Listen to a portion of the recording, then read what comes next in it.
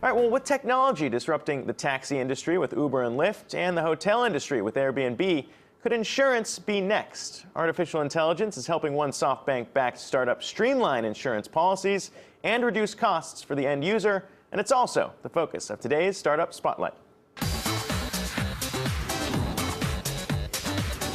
Daniel Schreiber is the co-founder of tech-focused insurance startup Lemonade that just raised another $300 million, bringing its total funding close to $500 million, and he joins us live. Daniel, first off, congrats on the big raise, but without digging too far into the insurance weeds, I want to ask, what makes Lemonade different from other traditional insurance providers on the market? Two things, predominantly. The first is a very different business model.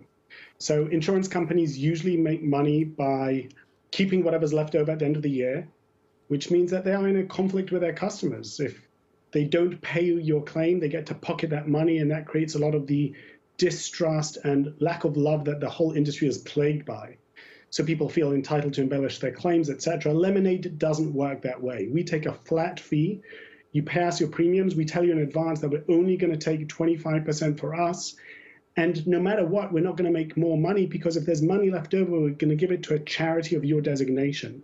And that means that we have no incentive to deny or delay your claims. And you'll find yourself being that much more honest with an insurance company when you know that embellishing your claims is at the expense of a nonprofit rather than a nameless, faceless behemoth with whom you have a conflicted relationship. So a fundamentally changed and aligned and socially good business model is the first pillar. The second is technology. As soon as you have no incentive to deny or delay claims, using bots to pay them in seconds is transformative. So fully a third of the claims that are made of Lemonade are paid inside of 3 seconds, straight direct to your credit card. And the entire user experience, as you can see on the screen, is chatbot-based, instantaneous, hassle-free, and inexpensive to boot. I just want to ask real quick, though, on that. Obviously, SoftBank doesn't generally invest in companies that are nonprofit. So it is split up between the B Corp side and then also the company side that does make money there when we're talking about Lemonade structure, right? Well, you know, the whole company is for profit. We're actually incorporated as a public benefit corporation, which is a relatively new kind of legal construct, and we are a B Corp. But in our telling, it's not a conflict between doing socially good stuff and making money. Insurance is plagued by distrust. People feel entitled to embellish their claims. Fraud is endemic in this industry. Yeah, I wanted to ask you about that. Companies. This is a multi-trillion-dollar cost. As soon as you create a construct where companies and insurance and their customers are aligned, you transform the whole experience and you accrue value to shareholders. It's not at their expense. Yeah, I wanted to ask you about those issues too, because when we talk about the insurance space, one of those is fraud. A lot of people tend to file claims that aren't true, and then there's also a moral hazard when we talk about people who have insurance and start acting a little bit riskier because they have insurance. So how does the model actually help address those problems? Well, you're absolutely right, and that is precisely what we're setting out to address.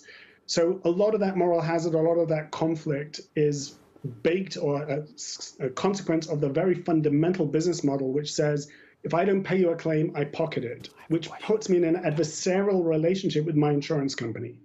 Because Lemonade doesn't work that way and underwriting profits go to nonprofits, it's a transformed relationship. Instead of being a bilateral, conflicted one, it's trilateral with the nonprofits keeping us honest and you honest.